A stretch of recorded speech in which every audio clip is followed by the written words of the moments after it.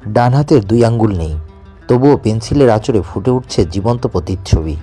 চট্টগ্রাম বিশ্ববিদ্যালয়ের চারুকলা বিভাগ থেকে পড়াশোনা করা আজিজ এখন রাস্তায় ছবি এঁকে দুই সন্তানসহ সংসার চালান। দিনে আয় করেন 8 থেকে 10,000 টাকা। না, অনেক ইচ্ছে ছিল, তাই তারপর ওনাকে দেখলাম, খুঁজতেছিলাম ওনাকে, তারপর পাইলাম, তারপরে আমি অ্যাড করালাম।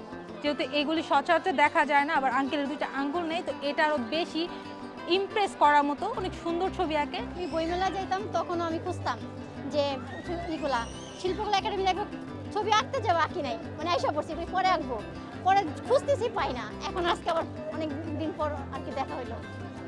নিজের ছবি আঁকার পর আমার অনেক ভালো লাগলো। কিভাবে একটা প্রতিকৃতি মিলানো যায়, মানুষের ছবি আঁকা যায় খুব দ্রুত সময়ে। যখন সেভাবে আমি খুলনা আর্ট কলেজে, তখন খুলনা রেল স্টেশনে আমি এটা প্র্যাকটিস করতাম, সারা রাত ভিক্ষুকদেরকে টাকা দিয়ে বসায় রেখে প্র্যাকটিস করতাম। মানে খুব দ্রুত কিভাবে যে কেউ যখন বলবে তখন আমি একটা ছবি কিভাবে আঁকতে পারবো, সেই চিন্তা ভাবনা থেকে, মাইন্ডসেট থেকে আমি প্র্যাকটিস করতাম। তাছাড়া যখন আমি খুলনা চট্টগ্রাম আর্ট কলেজে, চট্টগ্রাম ইউনিভার্সিটিতে যখন পড়ি, তখন আমি সিটাং রেল স্টেশন মানে স্টেশন ওয়ার্ক করতাম, অর্থাৎ ভিক্ষুকদেরকে টাকা দিয়ে বসায় রাখতাম, সারা রাত ধরে প্র্যাকটিস করতাম। এভাবেই আমি স্কিলটা আমার স্পেশালি আমি ডেভেলপ করছি। কোনো দিন খালি শূন্য হাতেও ঘরে যাই, আবার কোনো দিন এই ঢাকা বই মেলায়